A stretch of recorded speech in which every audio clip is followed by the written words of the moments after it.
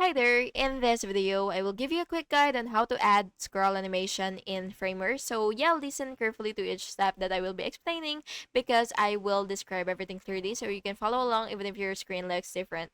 So yeah, first you will have to, of course, have your element first. So yeah, first you should have your element. So search for element or for any element first. And once you already have your element, then just go ahead and search for animation panel on your properties. But if it is not visible for you, then you should make sure first that you do have the full version of the website so that you will be able to do it. So it could also be under the effects, so just check it as well. So in my case, it is on the effects section. So you will just go ahead and click scroll animation.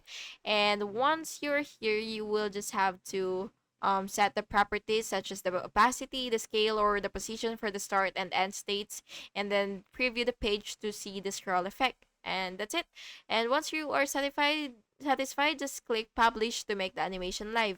And by the way, if your interface looks different, you could just go ahead and go to properties again and then click motion and then scroll animation. So yeah, that's it. Thank you so much for watching this video and I really hope that it was helpful. And if it was, please make sure to like and subscribe for more videos like this. Thank you and have a good day.